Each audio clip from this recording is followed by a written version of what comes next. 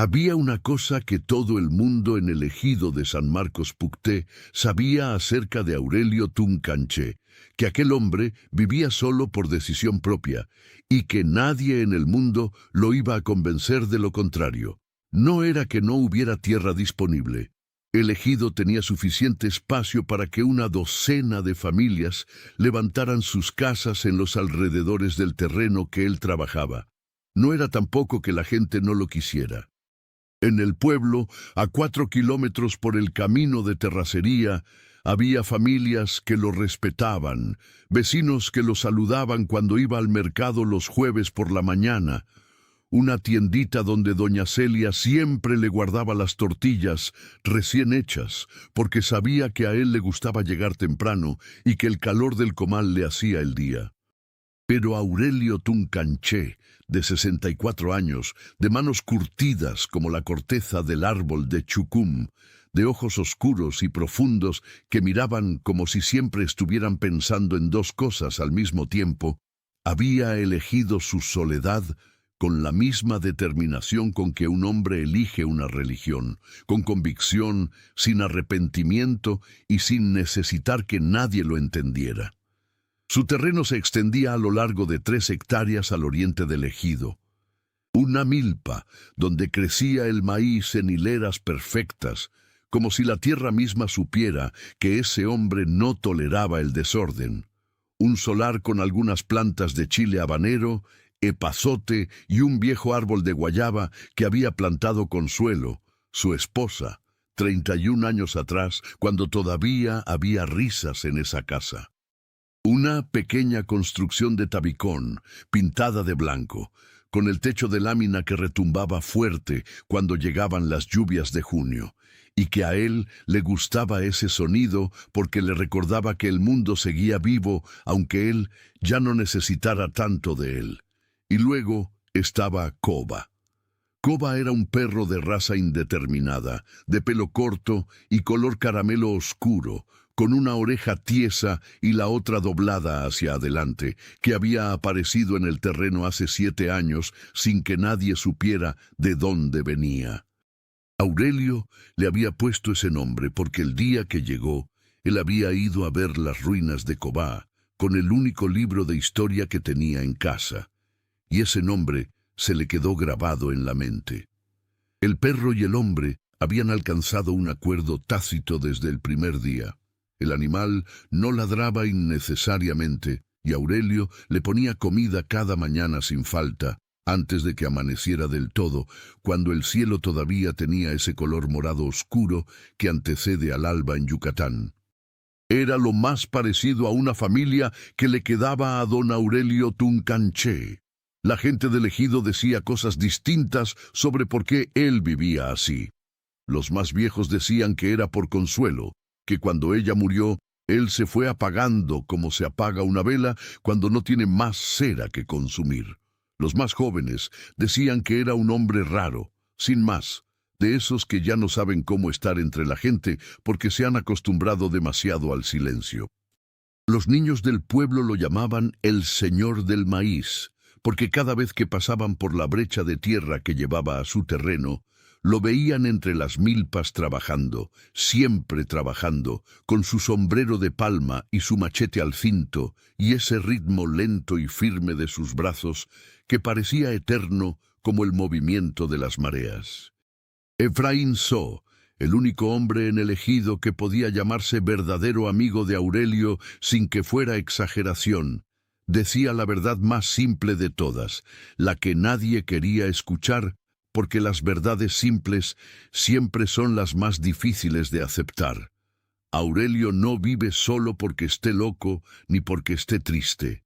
Vive solo porque encontró que la compañía de la tierra es más honesta que la compañía de la mayoría de la gente. Efraín tenía 70 años y había conocido a Aurelio desde la infancia. Eran de la misma generación. Habían ido juntos a la escuela primaria, en el mismo salón, con el mismo maestro que olía a tabaco y que escribía las letras del alfabeto en la pizarra como si fuera un acto sagrado que se repetía cada mañana sin que el tiempo lo desgastara. Efraín había formado familia completa, 4 hijos, 8 nietos, una esposa llamada Leticia que hacía la mejor sopa de lima del ejido y que aún después de 45 años de casados le guardaba el plato de comida con el mismo cuidado de cuando eran recién casados. Aurelio había formado familia también, pero la había perdido. Y esa diferencia entre los dos hombres era tan profunda que nunca necesitaron hablarla directamente. La cargaban en el cuerpo, en la manera de moverse por el mundo, y ambos lo sabían. Aquel jueves de principios de marzo, Efraín llegó al terreno de Aurelio como lo hacía cada 15 días, con la puntualidad informal de los viejos amigos que no necesitan avisar porque la costumbre es su propio aviso. Cargaba una bolsa de plástico con mangos de su huerta, los primeros del año, todavía con ese olor verde y dulce que tienen los mangos cuando acaban de caer del árbol, y una botella de agua fresca de Jamaica que su esposa Leticia mandaba sin que nadie se lo pidiera, porque Leticia era de esas personas que expresan el cariño en cosas concretas y no en palabras. Apareció en la orilla del terreno con su camisa azul deslavada y sus botas llenas del polvo rojo de la brecha, saludando desde lejos con un gesto de la mano. ¡Aurelio! ¡Oye, Aurelio! Aurelio levantó la vista desde las milpas. Estaba azadonando entre las plantas, con el movimiento rítmico y mecánico de quien ha hecho el mismo gesto 1000 veces, y ya no necesita pensar en él, como si sus brazos supieran el camino solos. Se quitó el sombrero, se pasó el antebrazo por la frente y asintió. Efraín. No era un saludo efusivo, nunca lo era entre ellos, pero en ese Efraín estaba todo lo que necesitaba decir. Bienvenido, me alegra verte, siéntate, hablemos. Efraín dejó la bolsa a la sombra del guayaba y se sentó en el banco de madera que Aurelio tenía afuera de su casa, un banco viejo y chueco que seguía siendo sólido porque Aurelio lo había reforzado 3 veces con clavos nuevos antes de dejarlo rendirse. Coba se acercó, olfateó los mangos con la seriedad de un inspector y se echó a los pies del viejo como si fuera lo más natural del mundo. Leticia mandó Jamaica, dijo Efraín, señalando la botella. Dile gracias, respondió Aurelio, que siguió azadonando sin apresurarse. Efraín abrió la botella y tomó un trago largo y agradecido. El silencio entre los dos hombres no era incómodo. Era el silencio de quienes se conocen tan bien que no necesitan llenarlo con palabras de relleno, el silencio que solo se alcanza después de décadas de amistad real, cuando ya no hay nada que demostrar ni nada que ocultar. ¿Oíste que van a asfaltar la carretera vieja?, preguntó Efraín después de un rato. Aurelio azadonó 3 veces antes de responder. ¿Cuál carretera vieja? La que pasa por el norte, la que lleva al rancho grande de los Montfort. Dicen que van a poner pavimento hasta donde se acaba el terreno de ellos. El comisariado dijo que el contratista ya tiene la firma del ayuntamiento. Aurelio no respondió de inmediato. Siguió trabajando. Había una manera en que él guardaba el silencio antes de hablar, que Efraín reconocía de toda la vida. No era que no tuviera qué decir, sino que le daba al pensamiento el espacio que merecía antes de convertirlo en palabras. Siempre son ellos, dijo finalmente. Los Montfort. Tienen todo el dinero del mundo y todavía quieren más comodidades. ¿Los conoces? Los conozco de nombre, igual que conozco el huracán, de nombre y con suficiente distancia para no necesitar más. Efraín sonrió. En esa respuesta estaba el Aurelio de toda la vida. Dicen que el viejo don Rodrigo ya tiene más de 70 años, pero que todavía mete mano en todos los negocios, que su hijo quiere que le ceda el control, pero él no suelta, como perro con hueso. Hay hombres que confunden tener el control con estar vivos. dijo Aurelio, y había algo en su voz, una nota oscura y reflexiva que no era juicio sino constatación, que Efraín reconoció sin necesitar explicación. ¿Y tú no? Yo tengo mis 3 hectáreas y mis milpas. Eso es suficiente para tener las manos ocupadas. No es lo mismo tener el control de 3 hectáreas que tener el control de un grupo empresarial. No. Pero tampoco es lo mismo perder uno que perder el otro. Yo pierdo lo que pierdo y lo entierro con mis manos. Los que tienen mucho cuando pierden no saben ni dónde está el cuerpo. Efraín guardó silencio un momento. Luego dijo despacio: ¿Estás hablando de los Montfort o estás hablando de ti mismo? Aurelio se detuvo en su trabajo, miró a su amigo, y la mitad de una sonrisa cruzó su cara. Esa sonrisa mínima y profunda que era lo más cercano a la carcajada que Aurelio Thun permitía escapar de su cuerpo. «Sírvete la jamaica», dijo. «Ya se va a calentar». El sol avanzó sin prisa como siempre.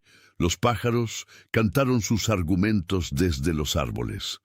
La milpa se meció suavemente con la brisa de mediodía que en Yucatán llega puntual como un trabajador cumplido. Los 2 viejos compartieron los mangos y la jamaica sin apresurarse, hablando de cosas pequeñas y grandes mezcladas sin jerarquía.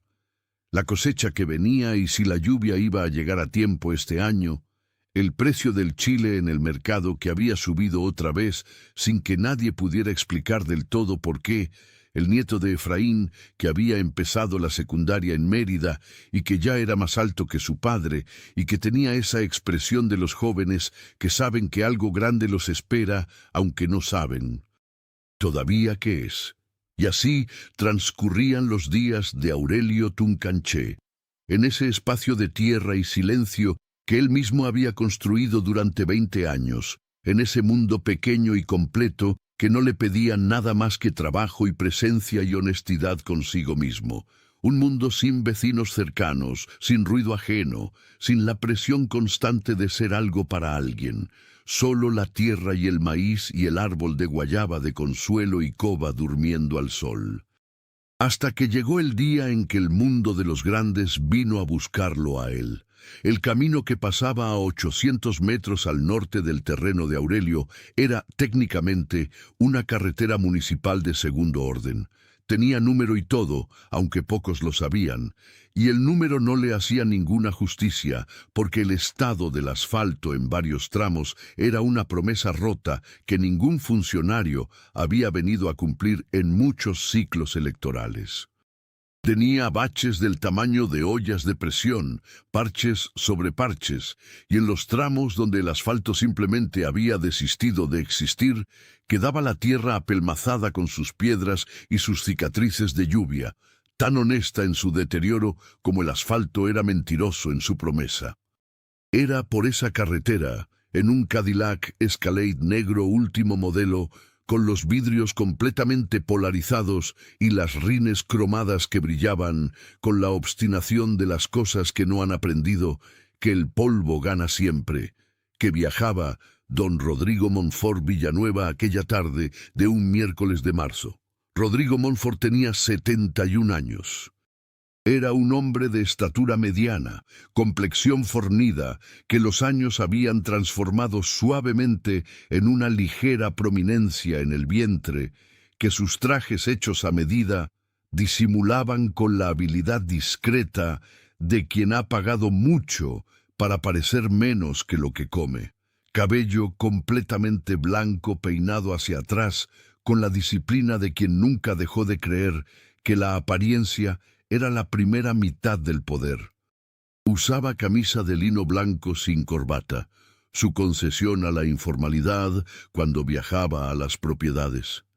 Pantalón de vestir gris carbón y unos zapatos italianos que habían costado lo que un jornalero gana en 3 meses de trabajo.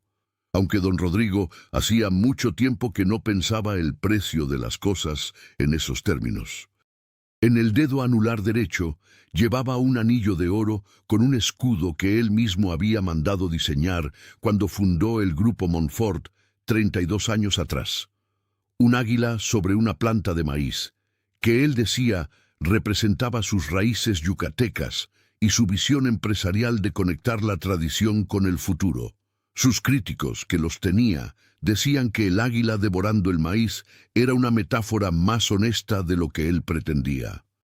A Rodrigo no le habían llegado esos comentarios, o si le habían llegado, los había archivado en la misma carpeta mental donde archivaba todo lo que no servía para el siguiente negocio. Viajaba en el asiento trasero con una tablet en las manos, revisando los reportes de producción de la hacienda que iba a visitar.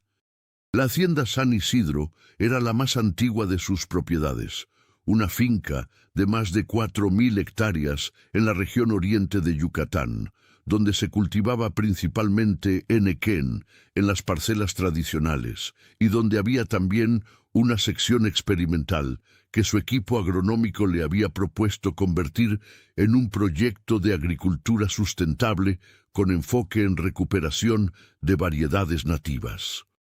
Rodrigo no estaba del todo convencido de la rentabilidad del proyecto, pero había decidido ir a verlo con sus propios ojos antes de decidir, porque en 40 años de negocios había aprendido que las decisiones que se toman desde una silla en Ciudad de México, sobre tierras que uno no ha pisado en años, son la clase de decisiones que después cuestan el triple. «Marcos, ¿cuánto falta?», preguntó sin levantar la vista de la tablet.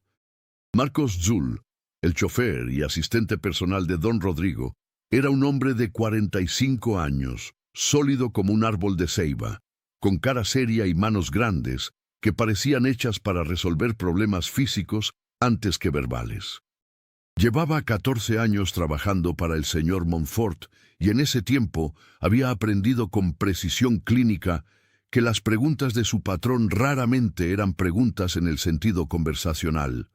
Eran recordatorios de que el tiempo pasaba y que la distancia entre donde se estaba y donde se debía estar era un problema que Marcos tenía la responsabilidad de resolver.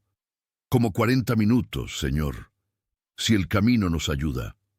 El camino no los ayudó.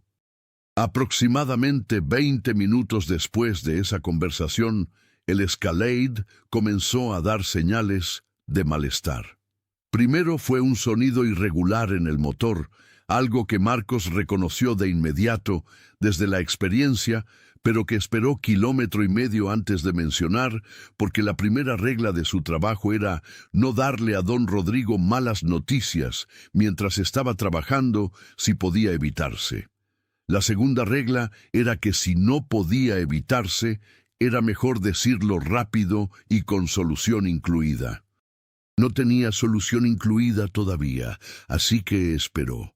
No tuvo que esperar mucho más. El motor del Escalade dio un quejido largo y mecánicamente definitivo, el tipo de quejido que no deja lugar a interpretación optimista, y se apagó. El vehículo rodó en silencio durante unos metros, con el impulso que le quedaba, y se detuvo al costado de la carretera, en el único tramo donde los árboles de la selva baja yucateca no crecían demasiado cerca del asfalto, y había un pequeño espacio de tierra firme donde el Escalade pudo parar sin quedar atravesado en el camino ni meterse en la maleza. Marcos puso las luces de emergencia y salió del coche antes de que don Rodrigo levantara la vista de la tablet. «¿Qué pasó?», preguntó Rodrigo desde el asiento trasero, con la voz plana y directa de quien no tiene tiempo para el drama, aunque lo esté viviendo. «El motor, señor. Permítame revisar».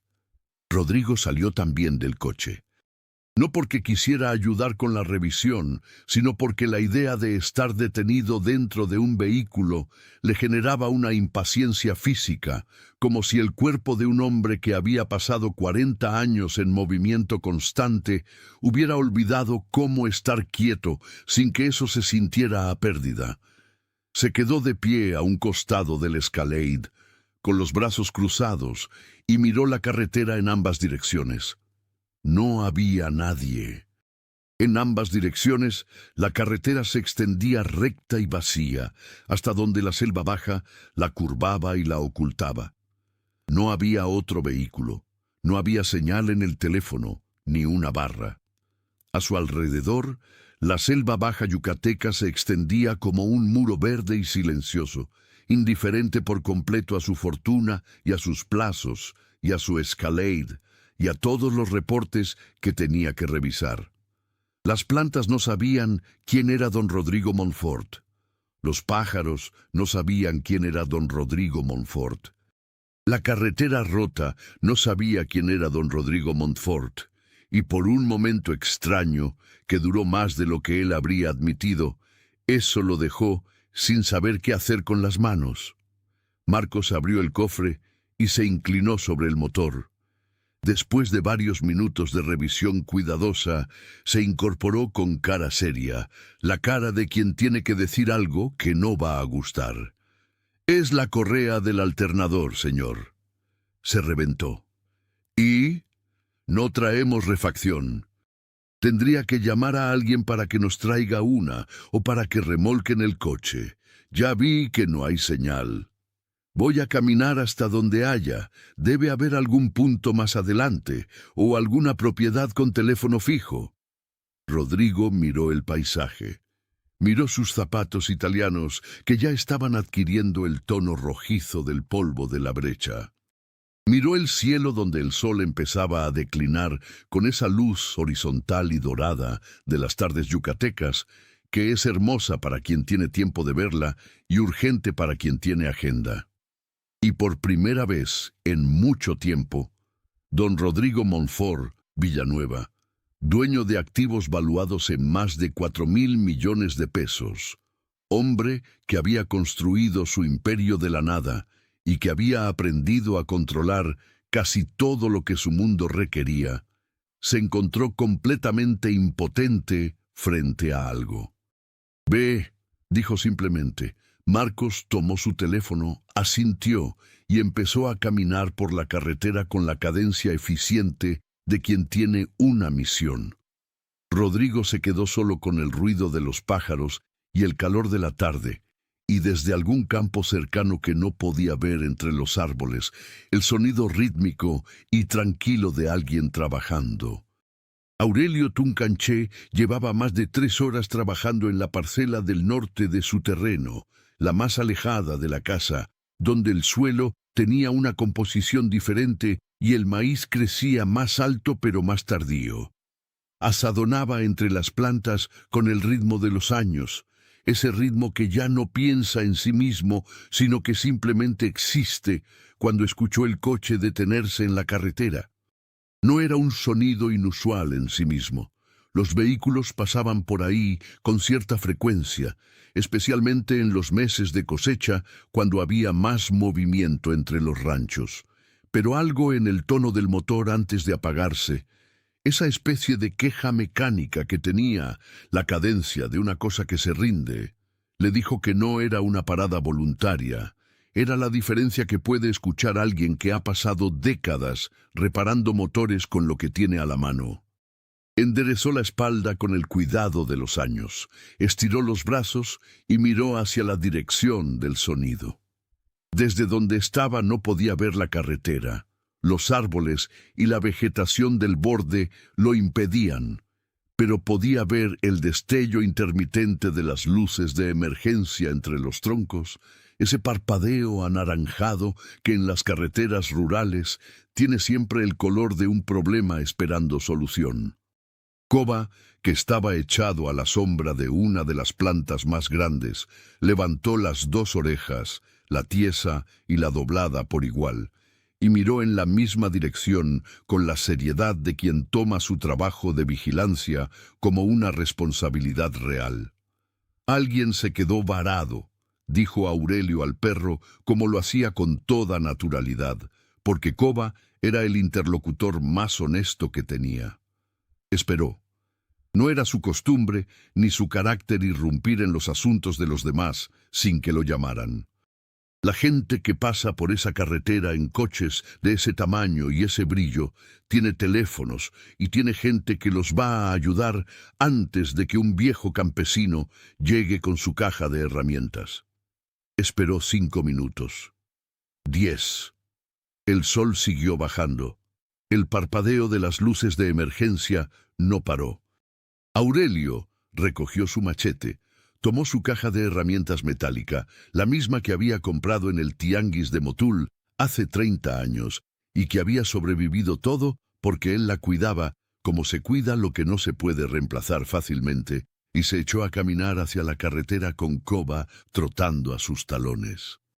Cuando llegó al borde de la carretera y vio el Escalade negro con sus dimensiones imponentes y su brillo de cosa nueva que todavía no ha aceptado que el mundo es polvoroso, tuvo un segundo de duda.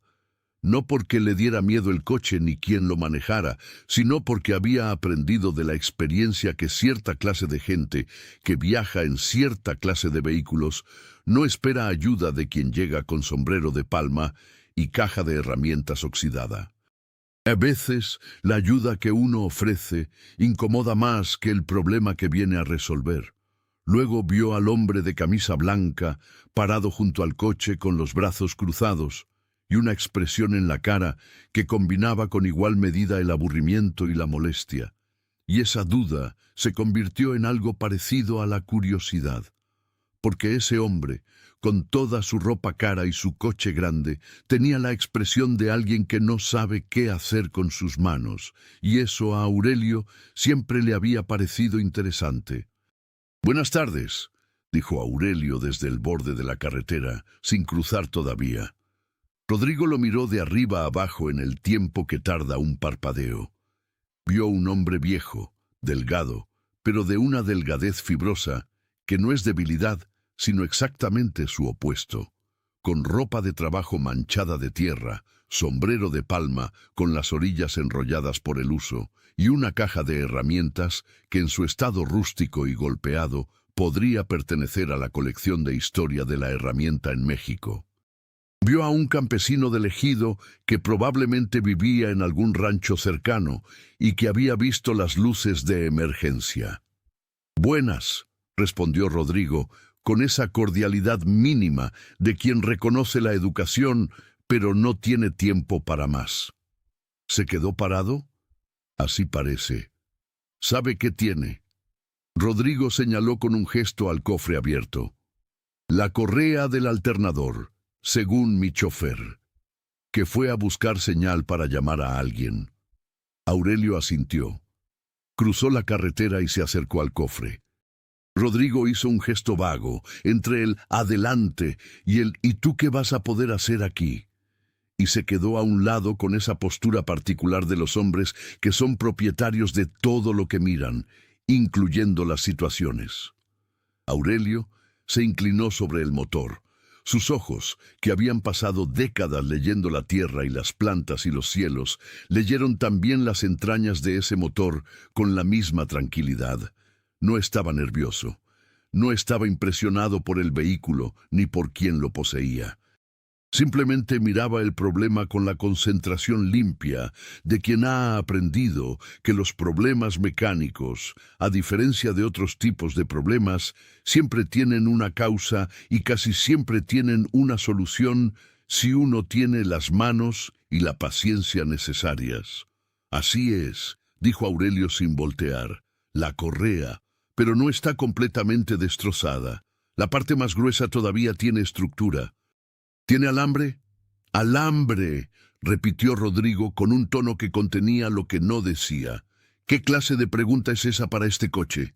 Sí, grueso, de calibre 6 o más, o una cuerda de nylon resistente. Rodrigo parpadeó. Estamos en un Escalade, no en una ferretería. Sí, ya lo veo, dijo Aurelio, y no había ningún sarcasmo en esa respuesta, solo la constatación tranquila de un hecho que existía independientemente de si a alguien le gustaba o no.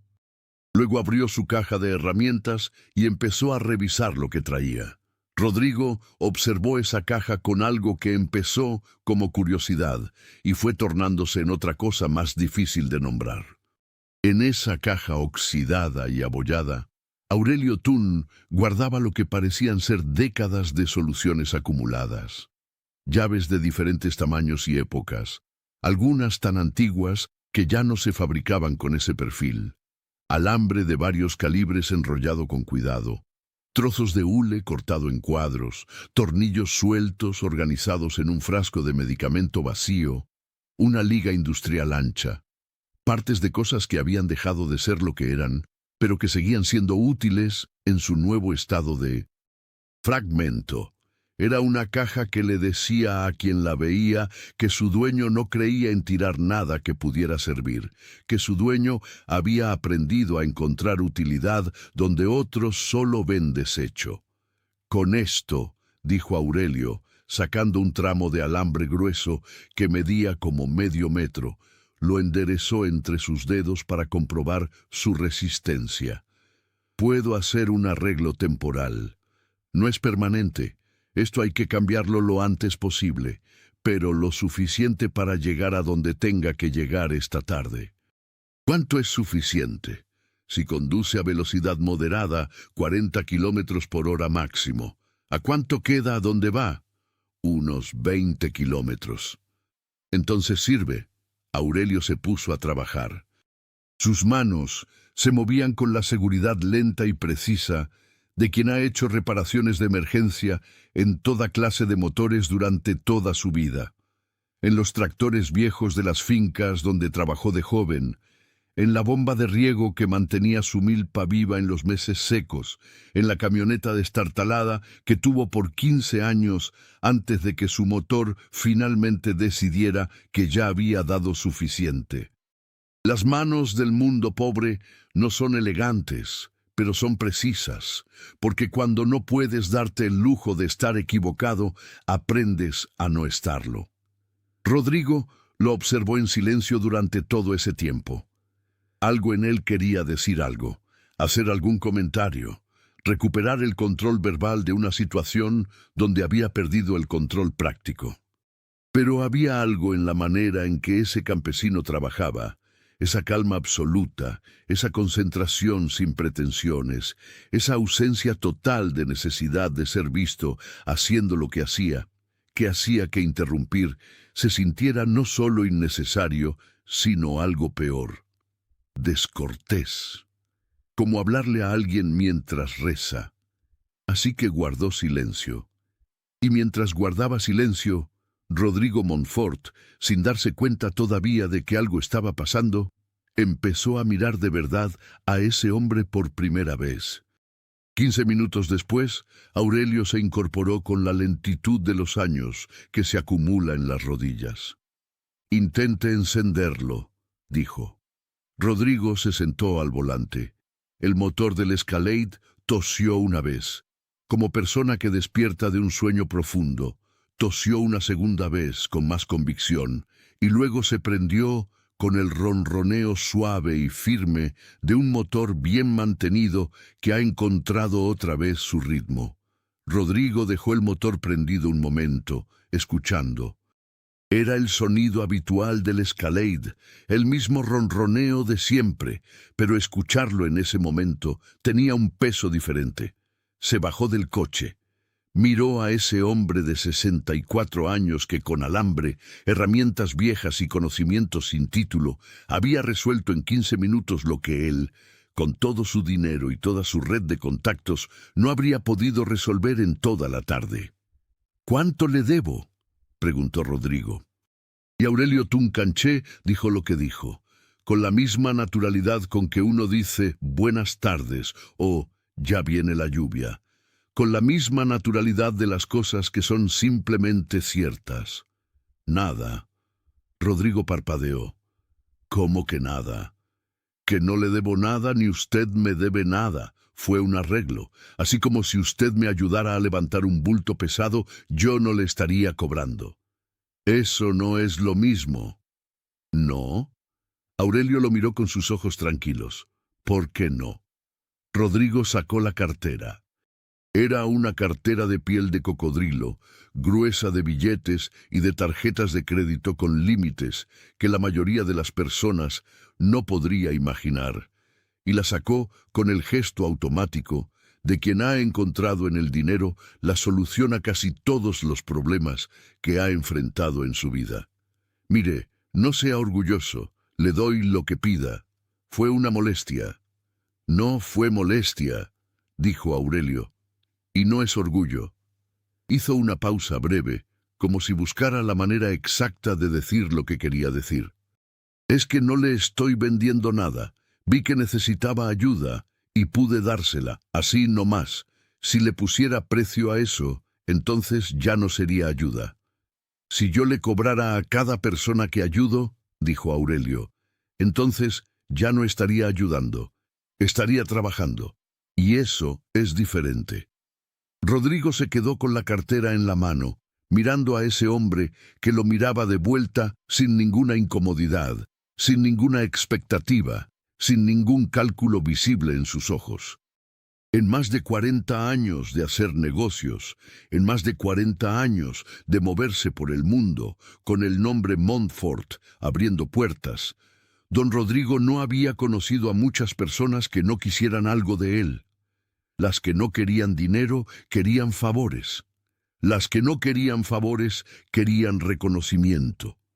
Las que no querían reconocimiento querían algo que todavía no habían podido nombrar, pero que se haría evidente eventualmente. Esa era la experiencia que acumulaba un hombre rico, que el desinterés genuino era rarísimo, y que cuando uno creía encontrarlo, probablemente estaba equivocado. Pero ese hombre... ¿Cómo se llama?, preguntó Rodrigo guardando la cartera. Aurelio. Aurelio Thun. Rodrigo Montfort. Extendió la mano. Aurelio la estrechó con la firmeza de quien no le tiene miedo a las manos ajenas. «Lo sé quién es», dijo Aurelio, y en su tono no había admiración ni animosidad, ni la incomodidad nerviosa de quien está frente a alguien importante. Solo reconocimiento de un hecho. «¿Y?», dijo Rodrigo esperando algo. «Un qué honor conocerlo. He oído mucho de usted», cualquiera de las reacciones habituales que anteceden inevitablemente a una petición. «Y nada», respondió Aurelio, «que su coche ya puede caminar. Con cuidado, que el arreglo es temporal. Cámbielo esta semana». Y con eso, Aurelio Tuncanché recogió su caja de herramientas, llamó a Coba con el silbido suave de 2 notas que era la manera en que se comunicaban, y se dio la vuelta para caminar de regreso a su terreno, sin prisa, sin voltear, sin esperar nada más de esa interacción. Como si un hombre con 4.000 millones de pesos no fuera, a fin de cuentas, más ni menos que cualquier otro viajero que se había quedado varado en la carretera. Rodrigo lo vio irse, y no supo exactamente por qué, pero se quedó parado junto a su Escalade mucho más tiempo del necesario, mirando la figura del campesino alejarse entre los árboles con su sombrero de palma y su caja golpeada, y su perro con una oreja torcida, hasta que los árboles los tragaron a los 3, y la carretera quedó otra vez vacía y silenciosa. Llegó Marcos corriendo desde la dirección contraria, con el teléfono en la mano y la cara entre sorprendida y aliviada al ver el motor prendido y las luces de emergencia apagadas. «¿Cómo? ¿Quién?», empezó a decir, mirando el cofre cerrado. «Ese hombre lo arregló», dijo Rodrigo, señalando en la dirección donde Aurelio había desaparecido. «¿Qué hombre?» «Aurelio Thun, del terreno de por aquí». Marcos miró en la dirección que señalaba su patrón. No había nadie. Solo los árboles y la luz de la tarde sobre la maleza. «¿Quiere que lo busquemos para pagarle?». Dijo que no quería nada. Marcos parpadeó.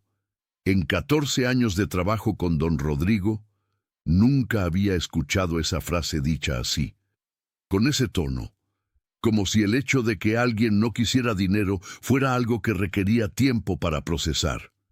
«Vamos, Marcos», dijo Rodrigo, y subió al coche. Pero durante todo el camino a la hacienda San Isidro, don Rodrigo Montfort no abrió la tablet. Miró por la ventana. Miró la selva pasar, y pensó en ese hombre, en esa respuesta, en esa manera de negarse al dinero sin orgullo y sin drama. La hacienda San Isidro era de esas propiedades que acumulan historia en sus paredes como la piedra caliza yucateca acumula minerales, sin que nadie se lo proponga, simplemente por existir el tiempo suficiente. Tenía más de 100 años.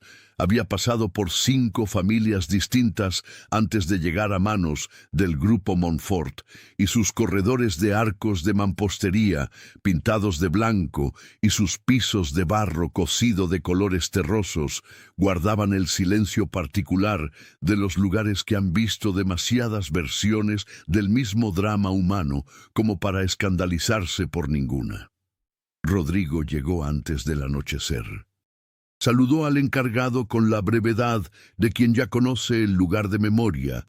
Rechazó amablemente la propuesta de una recorrida esa noche y dijo que la haría al día siguiente en frío, y cenó solo en el comedor principal, donde la mesera le sirvió un caldo de res con chaya y tortillas de mano sin preguntarle qué quería, porque lo sabía de otras visitas anteriores. Después de cenar, salió al corredor que daba al patio central de la hacienda. Era un corredor hermoso, con macetas de bugambilia en los arcos y una banca de piedra que miraba al naranjo que crecía en el centro del patio como una declaración de permanencia. Se sentó con un vaso de mezcal que no tocó en toda la hora que estuvo ahí. Pensaba en el campesino. No en la reparación, que técnicamente era impresionante para alguien sin herramientas especializadas, pero que podía explicarse con la lógica práctica, habilidad acumulada, experiencia con motores antiguos, el tipo de ingenio que se desarrolla cuando uno no puede llamar a un servicio de asistencia cada vez que algo falla. No era la reparación lo que se le quedaba dando vueltas. Era esa frase: si yo le cobrara a cada persona que ayudo, entonces ya no estaría ayudando, estaría trabajando. Y eso es diferente. Rodrigo la repitió internamente 3 veces, despacio, como cuando uno escucha una melodía nueva que no puede quitarse de la cabeza porque tiene algo que todavía no logra descifrar. La había escuchado como declaración de principios, no como alguien que pretende ser desinteresado para después pedir algo mayor. Había habido demasiada tranquilidad en esa voz, demasiada ausencia de cálculo visible. Y había habido algo más, la manera en que ese hombre se había dado la vuelta y se había ido sin ningún gesto hacia atrás, sin ningún «bueno, hasta luego, don Rodrigo», con el énfasis en el nombre que deja en el aire la expectativa de que el nombre genere algo. Se había ido. Simplemente se había ido, como si la conversación hubiera tenido un punto de cierre natural y ese punto ya hubiera llegado. Rodrigo llamó a Arturo a las 9 de la noche. Arturo Montfort, su hijo único, 45 años, con el título de director general del Grupo Montfort, grabado en tarjetas de visita que imprimía en las mejores papelerías de Polanco. Aunque en la práctica, Rodrigo seguía tomando las decisiones que importaban y las que no importaban. Y el conflicto implícito entre los dos se mantenía como esa clase de tensión crónica que ninguno de los dos nombra directamente, porque nombrarla obligaría a resolverla. «¿Cómo está la hacienda?», preguntó Arturo cuando atendió. «Igual que siempre. ¿Revisaste el proyecto agronómico?». «Mañana lo reviso». «¿Y el contrato con los distribuidores del norte?». «Cuando regrese». «Papá, ese contrato no puede esperar hasta el viernes». «Arturo». Solo el nombre, con ese tono que Rodrigo había perfeccionado en 40 años de reuniones para indicar que la conversación había llegado a su límite. Un silencio breve, del tipo que contiene cosas no dichas que ambos conocen. «¿Estás bien?», preguntó Arturo, y en su voz había algo que era más vigilancia que preocupación, la vigilancia de quien lleva tiempo evaluando en qué punto estará listo para tomar las riendas que el otro no acaba de soltar. «Estoy bien», dijo Rodrigo. «Nos hablamos». Colgó.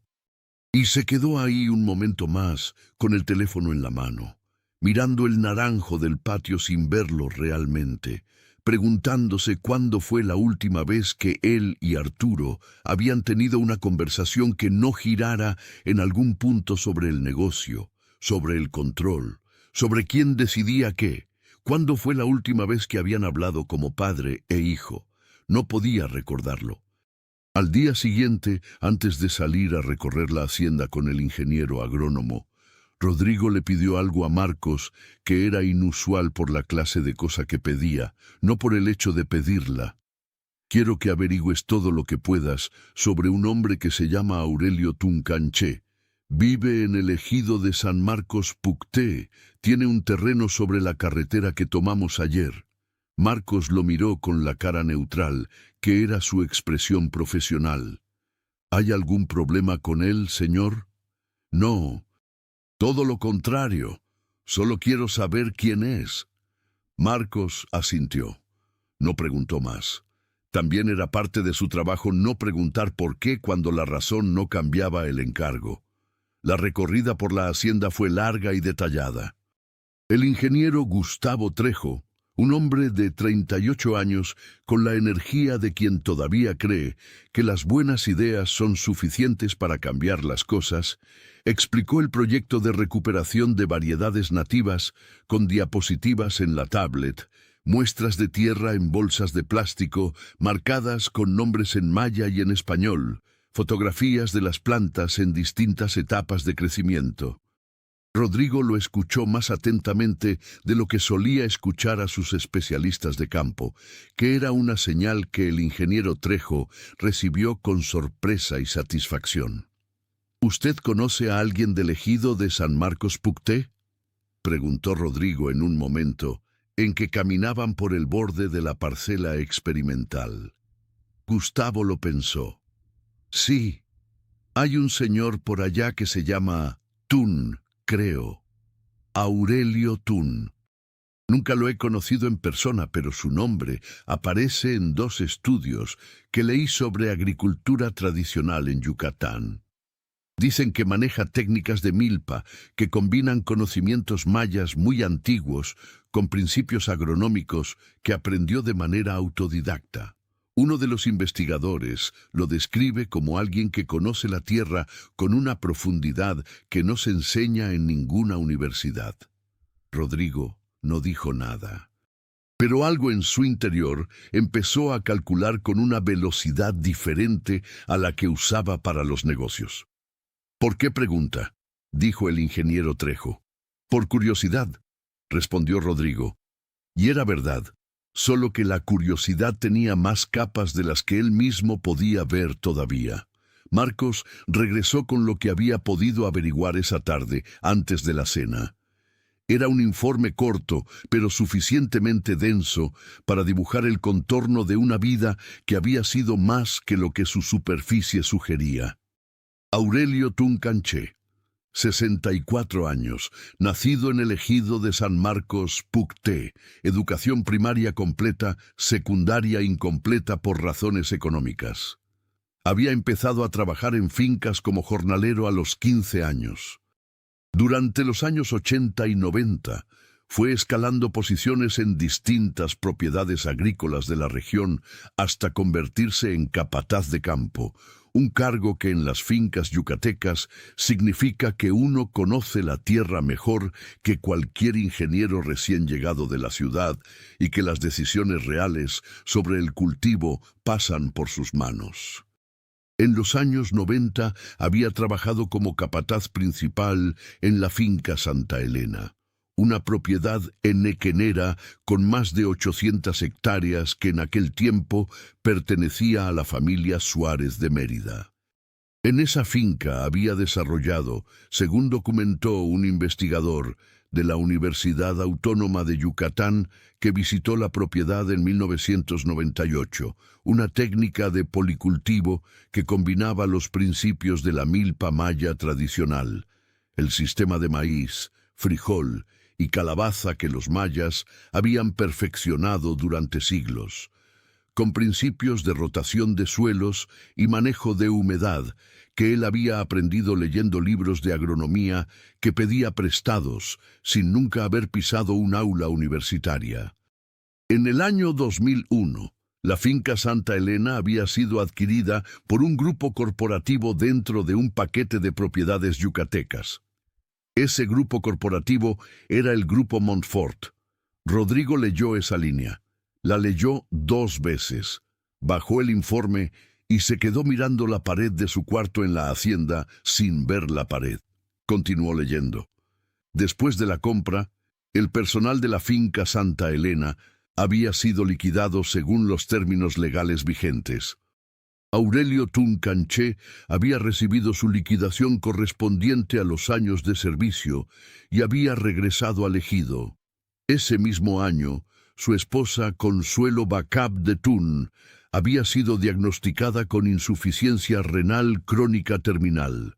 Sin acceso a atención médica especializada privada, la liquidación se había agotado mucho antes de que los tratamientos terminaran de costar lo que costaron. Consuelo Bacab de Tun había fallecido en el año 2003. Tenía 48 años. Después de su muerte, Aurelio Tuncanché había tramitado el derecho ejidal sobre 3 hectáreas y se había instalado ahí. No había vuelto a trabajar en ninguna finca ni para ninguna empresa. Cultivaba su milpa, vendía el excedente en el mercado de Motul los jueves y vivía con lo que le alcanzaba, que era poco en números, pero aparentemente suficiente en términos que los números no miden. Marcos había añadido al final del informe como nota personal con su letra cuadrada y pequeña: la gente del pueblo dice que después de que murió su esposa, don Aurelio fue a los 4 vientos. Eso dicen aquí cuando alguien decide no volver a necesitar a nadie. Dicen que no es hombre triste, sino hombre completo, que encontró algo que la mayoría buscamos toda la vida sin encontrar. Rodrigo dobló el informe con el cuidado de quien hace un gesto que necesita tiempo. Salió al corredor. Se sentó en la banca de piedra, miró el naranjo del patio. El naranjo estaba igual que siempre, firme, fragante, indiferente al peso de los pensamientos humanos que se acumulaban en los corredores a su alrededor. Rodrigo Montfort, que había tomado miles de decisiones en su vida sin que ninguna lo mantuviera despierto por la noche, sintió algo que hacía muchísimo tiempo que no sentía. No era remordimiento en el sentido simple. Era algo más profundo y más incómodo, la vergüenza que llega cuando te das cuenta de que una decisión tuya, tomada con indiferencia administrativa desde una silla de cuero en una sala de juntas, fue la cadena de causas que terminó destruyendo la vida de un hombre que, 21 años después, fue a ayudarte en la carretera sin pedirte nada a cambio. No había sido malicia. Nunca había sido malicia. Las compras eran parte de la estrategia de expansión. Los activos se integraban, el personal se liquidaba legalmente, la empresa seguía adelante. Era el mecanismo normal de los negocios grandes, el mismo mecanismo que había visto funcionar en otras empresas cuando era joven y había aprendido a operar con el mismo principio cuando llegó a tener la empresa propia, según la ley, siempre según la ley. Pero Consuelo Bacab de Tun, que tenía 48 años y una insuficiencia renal crónica y un esposo capataz que acababa de perder su trabajo en la finca que Rodrigo había comprado, no había muerto según la ley ni contra la ley. Había muerto en el espacio donde la ley no llega, en la distancia que hay entre lo que la ley obliga y lo que la decencia haría.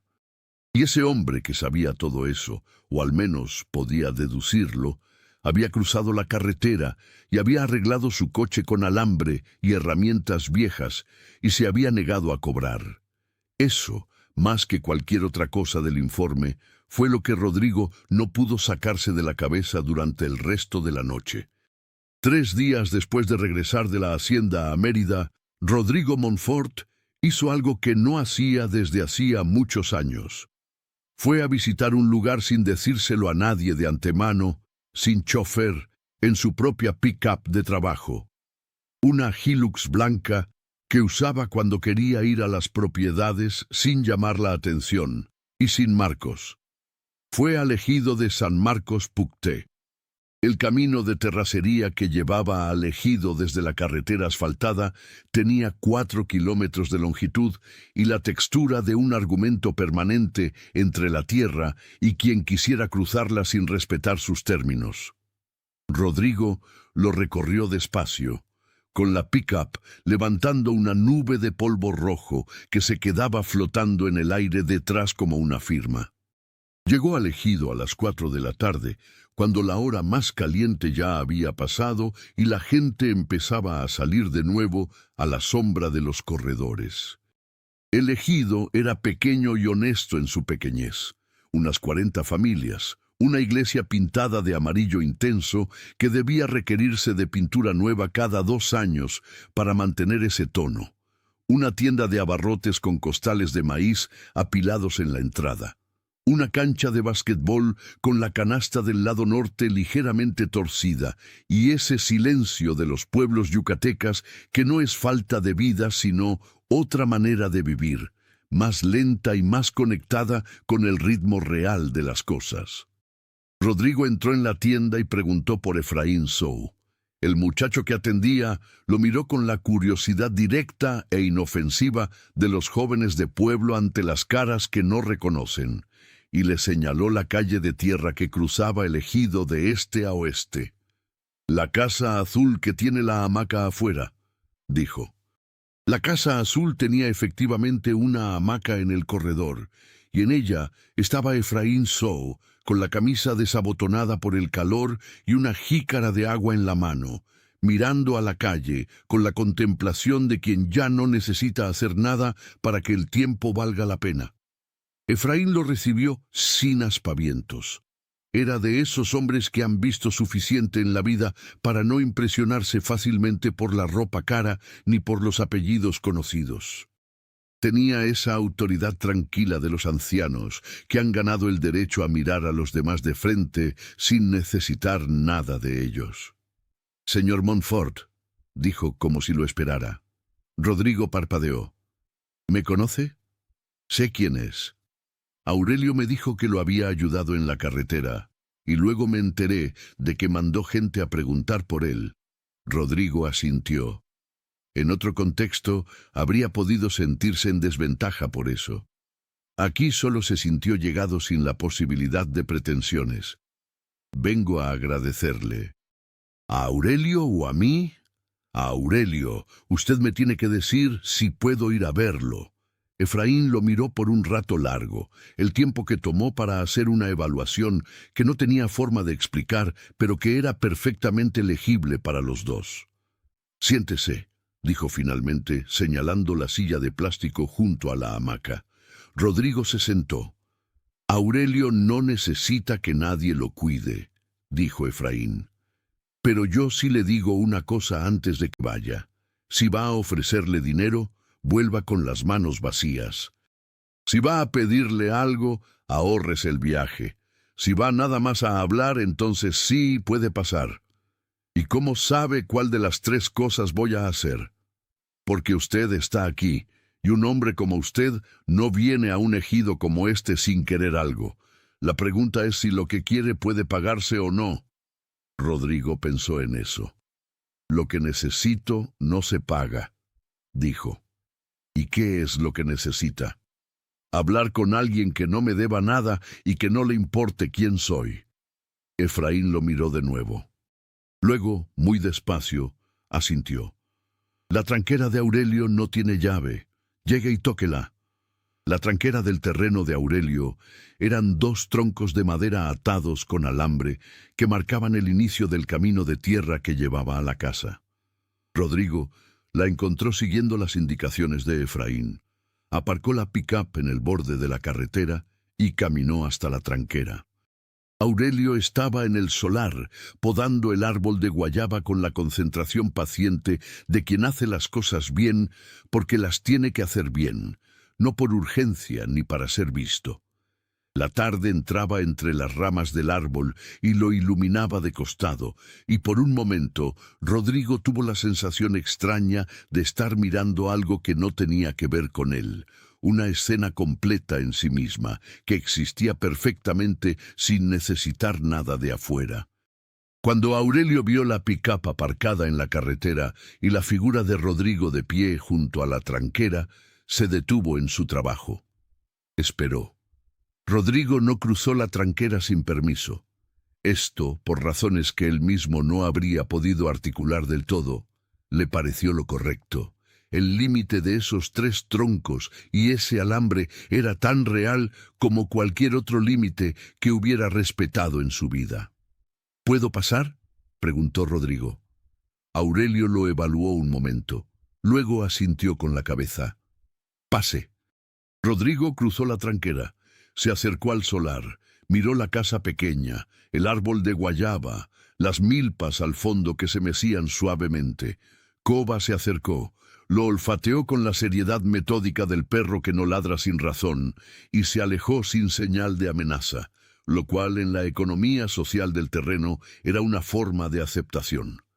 «¿En qué le puedo ayudar?», preguntó Aurelio. «Vine a hablar», dijo Rodrigo. «Eso ya me lo imaginé». «¿De qué?». Rodrigo respiró. «De usted. De mí.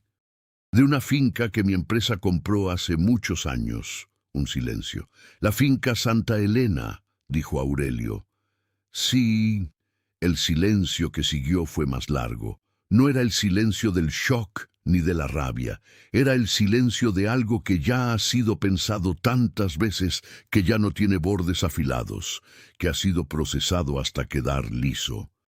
«¿Sabe usted cuántos años tengo de saber que esa compra fue suya?», preguntó Aurelio, mirando a Rodrigo con esos ojos que miraban sin juzgar, pero también sin fingir que no veían. «¿Cuántos?».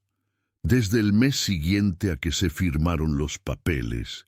Me lo dijo el licenciado del ejido cuando revisó los documentos de mi liquidación. Grupo Montfort». Hizo una pausa. «Fue lo primero que pensé cuando usted me dijo su nombre en la carretera. Por eso no cambié la cara». «¿Y aún así me ayudó?». «Su nombre no me quita la obligación de ser quien soy», dijo Aurelio. «Usted necesitaba ayuda. Yo podía dársela. Lo que su empresa haya hecho o no haya hecho no cambia eso. Si empiezo a decidir a quién ayudo según quién me hizo qué, ya no soy yo el que decide, es el rencor. Y el rencor es un pésimo dueño». Rodrigo no dijo nada. En su vida había enfrentado negociadores que querían sacarlo de su eje, abogados que buscaban puntos débiles en cada argumento, competidores que habían intentado de distintas maneras hacerle perder el centro. Ninguno de ellos lo había dejado sin palabras.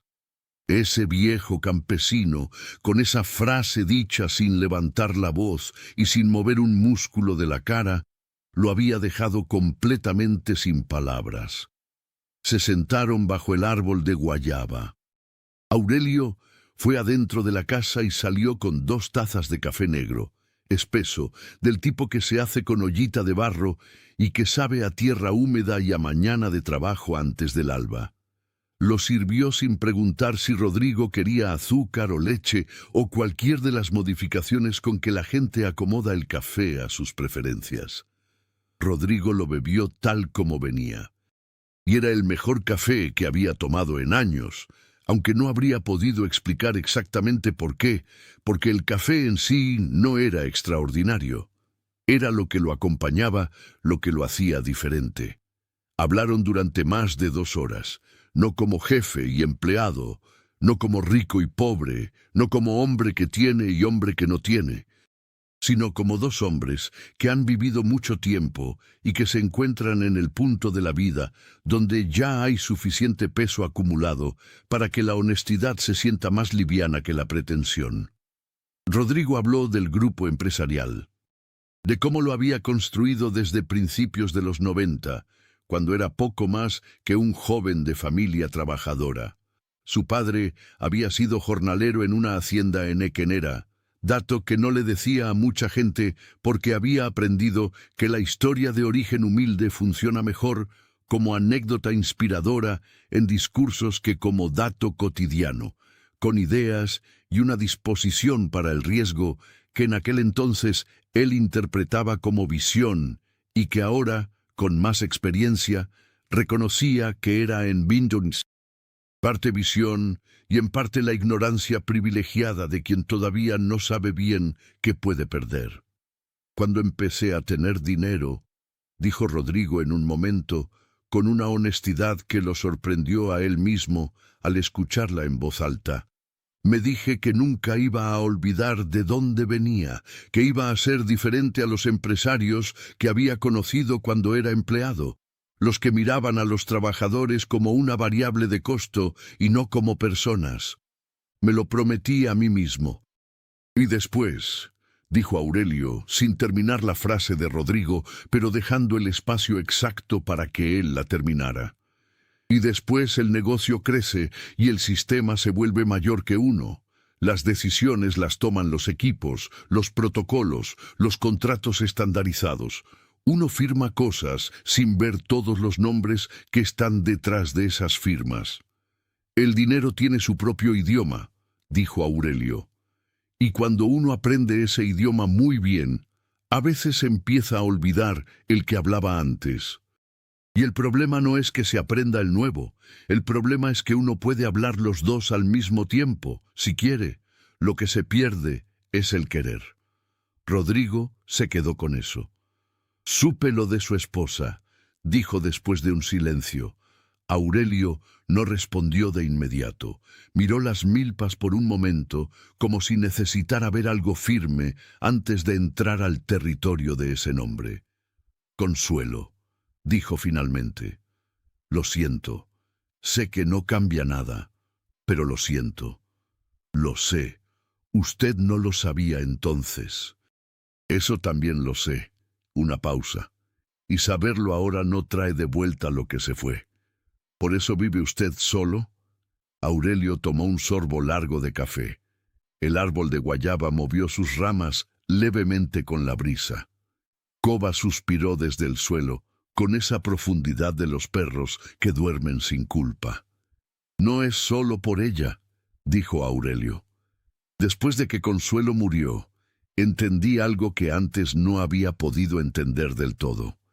Que yo había pasado toda mi vida mirando hacia afuera, el trabajo, el dinero para la siguiente cosa que hacía falta, la próxima cosecha, el problema que venía, y cuando ya no hubo nadie por quien mirar hacia afuera con esa urgencia, tuve que aprender a mirar hacia adentro, y lo que encontré adentro me sorprendió.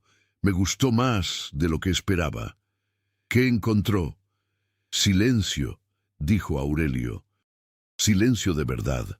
No el silencio de no tener que decir, sino el silencio de ya no necesitar el ruido para sentirse vivo.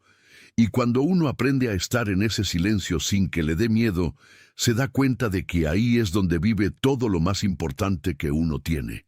Hizo una pausa. Eso lo tiene cualquiera. El problema es que casi nadie se queda quieto el tiempo suficiente para encontrarlo. El sol seguía bajando. Las milpas se ponían de ese color dorado-verde que tienen al atardecer, cuando la luz les entra de costado y las hace parecer autoluminosas.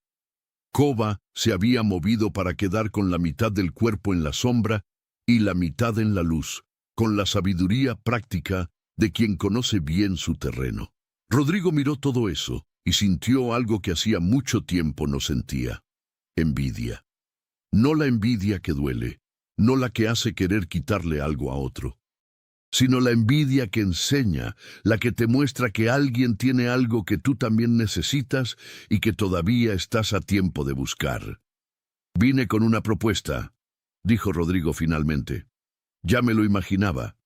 Quiero hacer algo con lo que sé ahora, no como compensación, porque sé que eso no existe para lo que pasó, sino porque creo que es lo correcto y porque tengo los medios para hacerlo. Quiero crear una fundación para apoyar a familias de jornaleros y campesinos en Yucatán, especialmente en situaciones de salud. para que lo que le pasó a Consuelo no le pase a otra persona por falta de recursos cuando el problema tiene solución. Aurelio lo miró. ¿Y qué quiere de mí? Nada que sea negociable, solo que lo supiera. Quería decirlo en voz alta frente a alguien que me lo vaya a recordar si lo olvido. Un silencio largo. El tipo de silencio donde Aurelio Thun consideraba las cosas con el espacio que merecían. «¿Y si le digo que no es suficiente?», preguntó Aurelio. Rodrigo lo miró. «¿Cómo que no es suficiente?». «Con crear la fundación, con poner el dinero y contratar personas y tener un edificio y un logo y una misión escrita en un papel. Eso es lo que le sale fácil. Lo difícil es cambiar las prácticas que hacen necesaria la fundación. Lo difícil es revisar cómo opera su empresa con las comunidades donde tiene propiedades. Lo difícil es preguntarse qué está haciendo hoy que dentro de 20 años otro hombre va a tener que lamentar. ¿Está usted dispuesto a hablar de eso? Rodrigo Montfort, que había construido un imperio y que en 40 años nunca había conocido a nadie que le dijera que su dinero era lo fácil, con esa tranquilidad sin crueldad, miró a ese hombre de 3 hectáreas y sombrero de palma y no supo qué decir por un momento. «Estoy escuchando», dijo, y Aurelio habló. Habló durante más de 1 hora, con la precisión de quien no está inventando, sino describiendo lo que ha visto con sus propios ojos durante décadas. Habló de cómo funcionaba la compra de propiedades agrícolas desde el lado de quienes la vivían. El aviso de liquidación que llega de repente, los plazos que no dan tiempo para reorganizarse, las familias que dependían de esa finca y que de un día para otro quedaban sin ingreso en regiones donde las alternativas son pocas. Habló de los ecosistemas humanos que se destruyen cuando una empresa llega y convierte una finca viva, con su red de relaciones y conocimientos y prácticas acumuladas, en un activo que se integra a un balance general. Habló de la milpa, de cómo los conocimientos sobre agricultura tradicional que las comunidades mayas habían perfeccionado durante siglos estaban desapareciendo porque ya no había espacio económico para practicarlos. De cómo los monocultivos industriales destruían el suelo en una fracción del tiempo que había tomado construirlo. De cómo los agrónomos jóvenes que venían de las universidades de ciudad tenían conocimientos técnicos sólidos, pero no sabían leer la tierra de la manera en que un campesino que ha trabajado el mismo pedazo de tierra durante 30 años sabe leerla. No lo dijo con rabia. No lo dijo con el tono de quien acusa ni de quien pide disculpa. Lo dijo con la claridad serena de quien describe lo que existe, porque la descripción honesta es el primer paso para cambiar algo. Y Rodrigo escuchó. De verdad escuchó, con la incomodidad activa de quien está recibiendo información que no le favorece, pero que sabe con certeza que es verdadera porque concuerda con cosas que había visto y elegido no mirar directamente. Cuando la tarde se hizo noche y el cielo yucateco empezó a llenarse de las estrellas que son extraordinariamente visibles lejos de la ciudad, Rodrigo se levantó del banco. ¿Puedo volver?, preguntó. La tranquera no tiene llave, respondió Aurelio. Y en esa respuesta mínima, Rodrigo recibió algo que no esperaba, una invitación real. Antes de continuar, si esta historia te está llegando de verdad, regálanos un like ahora mismo. No sé cómo describírtelo, pero ese pequeño gesto nos dice que vale la pena seguir contando historias como esta. Suscríbete si todavía no lo has hecho. Activa la campana para que no te pierdas nada. Y ahora, sigamos, porque lo más importante de esta historia todavía no ha pasado. Rodrigo pasó esa noche en casa de Efraín Sou, que le ofreció el cuarto de huéspedes sin hacer preguntas y sin cambiar nada en la dinámica de su casa, solo porque había llegado un hombre con dinero. Leticia le sirvió sopa de lima con pollo y tortillas de mano sin pedirle opinión sobre si le gustaba o no, porque en esa casa la comida era un acto de cuidado y no de servicio, y esa diferencia se notaba desde la primera cucharada.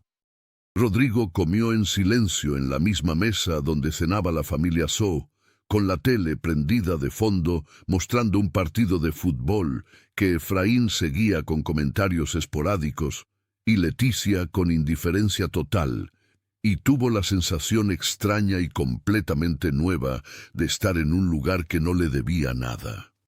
Durmió en una cama con colchón de esponja en un cuarto sin aire acondicionado, con el ventilador de pie dando vueltas lentas y una ventana que daba al solar trasero donde crecían unas matas de chaya. Era la primera vez en muchos años que dormía fuera de una cama con 200 hilos de algodón egipcio y control de temperatura. Durmió profundamente, sin el ruido de ningún pensamiento que lo esperara al borde del sueño. A la mañana siguiente desayunó con Efraín. Huevos revueltos con frijoles negros y tortillas de mano con una salsa de habanero que Leticia sirvió con la advertencia de «si no conoce el habanero, vaya con calma», y que Rodrigo no siguió y que le hizo los ojos agua, pero que no interrumpió.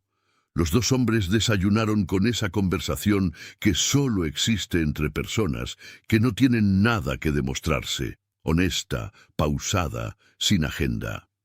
Efraín, que tenía la sabiduría de los que han pasado la vida en el mismo lugar y por eso lo conocen en profundidad en lugar de en extensión, le dijo una cosa que Rodrigo guardó en algún lugar donde las cosas importantes se guardan sin etiqueta.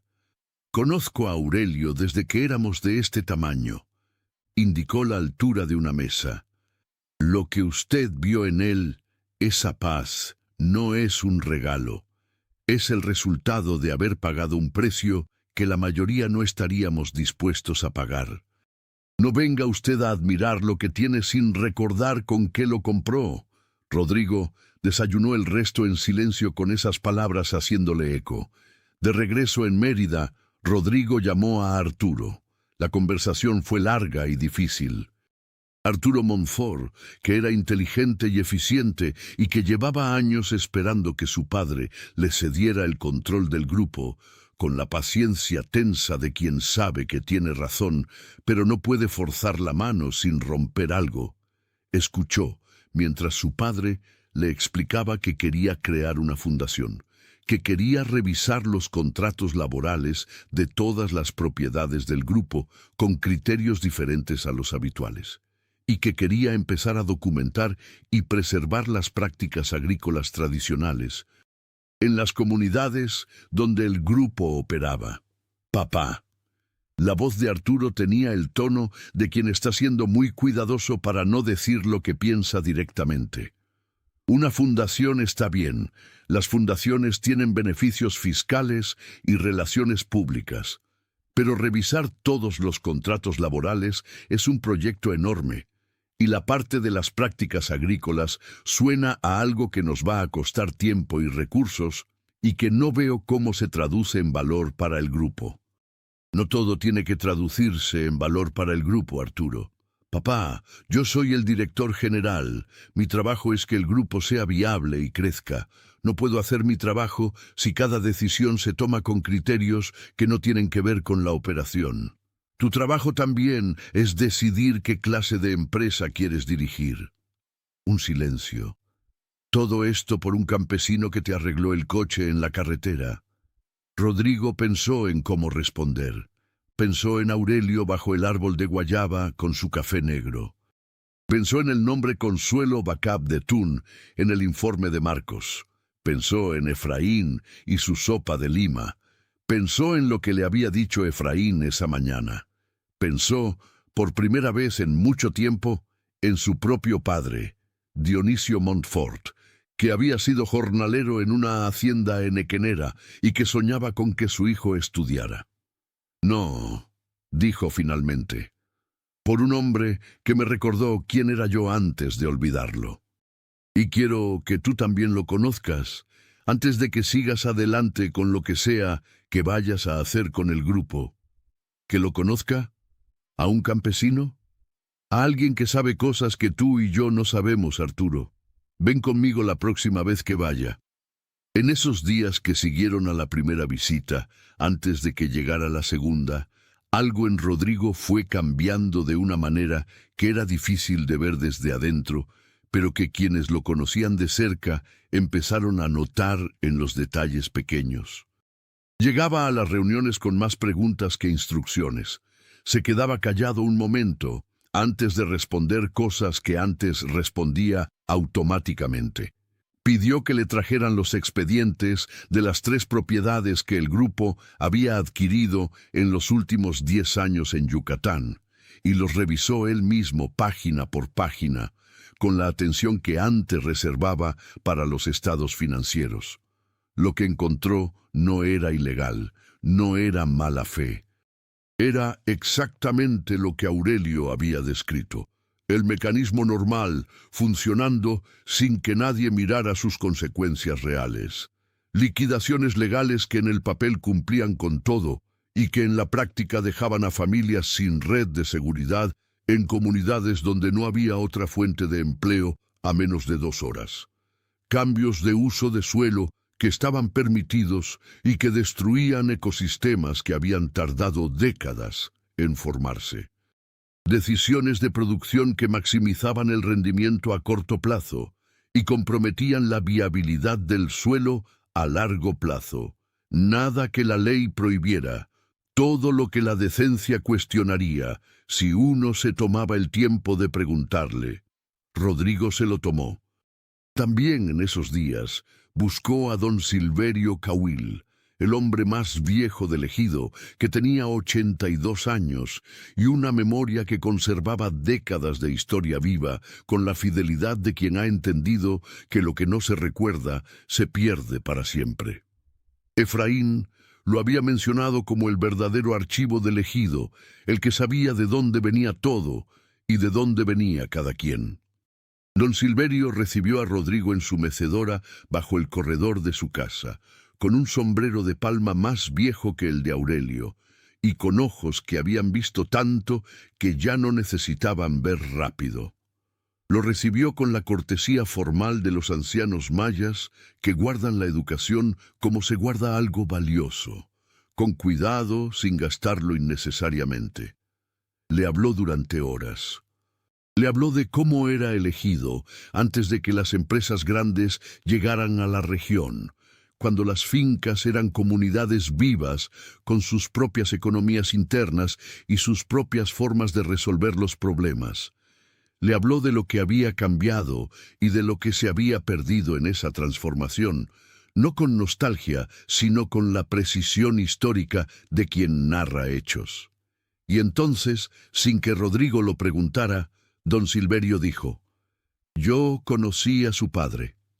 Rodrigo se detuvo. ¿A mi padre? Dionisio Montfort, claro que me acuerdo. Era jornalero en la Hacienda del Norte, la que ya no existe. Venía al ejido los fines de semana, a veces, a visitar a unos primos que tenía por acá. Un hombre bueno, callado, que trabajaba mucho y que hablaba poco, pero que cuando hablaba valía la pena escuchar. Siempre decía que quería que su hijo estudiara, que tuviera lo que él no había podido tener. Rodrigo escuchó esas palabras y sintió el peso completo de todo lo que había construido y todo lo que había olvidado mientras lo construía. Su padre había muerto cuando Rodrigo tenía 32 años, en el primer año en que el grupo empezaba a despegar, cuando ya había suficiente dinero para que Dionisio Montfort no tuviera que trabajar más, pero cuando todavía no había suficiente distancia entre Rodrigo y su origen para que lo que él estaba haciendo empezara a parecer distinto a lo que su padre había vivido del otro lado. ¿Cómo era?, preguntó Rodrigo, y su voz salió con una fragilidad que no esperaba. Como ya le dije, trabajador, honesto, con la dignidad de los que no tienen mucho pero saben quiénes son. Don Silverio lo miró. «Usted no le parece, ¿verdad?» Rodrigo no respondió. No se ofenda, dijo don Silverio. No se lo digo para herirlo. Se lo digo porque todavía hay tiempo para parecerse. A eso vine usted, ¿o no? La tercera vez que Rodrigo Montfort cruzó la tranquera del terreno de Aurelio Tuncanché, llegó con Arturo. Arturo Montfort tenía la apariencia de su padre 28 años atrás, el porte de quien ha aprendido a ocupar el espacio de una habitación, la confianza de quien no ha tenido que preocuparse por el dinero en la mayor parte de su vida consciente. Pero también tenía en los ojos esa expresión particular de los hombres de mediana edad que están convencidos de que saben más de lo que saben, que en los jóvenes es tolerable porque es parte del aprendizaje y en los de 45 empieza a convertirse en un obstáculo. Llegaron un sábado por la mañana, temprano, antes de que el calor del día hiciera el trabajo exterior incómodo. Aurelio estaba ya en las milpas, como siempre, con el ritmo de los años que no necesita reloj porque conoce el sol. Los recibió bajo el árbol de guayaba, les sirvió café, y los miró con sus ojos que no juzgaban pero tampoco pretendían no ver. Arturo intentó durante los primeros 20 minutos mantener la postura del observador. El hombre que está ahí para evaluar, para entender si lo que su padre describía tenía alguna utilidad práctica que justificara el tiempo y el desplazamiento. Era una postura que en las reuniones de negocios le funcionaba muy bien. En ese banco bajo el árbol de guayaba, con ese café negro y ese silencio que no parecía esperar nada de él, empezó a desmoronarse sin que él se diera cuenta de qué estaba pasando. «Mi padre me habló de su técnica de cultivo», dijo Arturo, buscando el territorio donde él se sentía seguro, el de los datos y las aplicaciones prácticas. El ingeniero Trejo también, pero quisiera entender cómo funciona en la práctica. Aurelio lo miró. Había una cosa que Aurelio Tun hacía que la mayoría de la gente no hace. Cuando alguien le hablaba, escuchaba no solo las palabras, sino lo que había debajo de las palabras. ¿De verdad quiere entender cómo funciona? ¿O quiere saber si sirve para producir más? Arturo parpadeó. ¿Qué diferencia hay? Toda la diferencia. Si quiere producir más, le doy los números del rendimiento por hectárea y los comparamos con el monocultivo y con eso termina la conversación.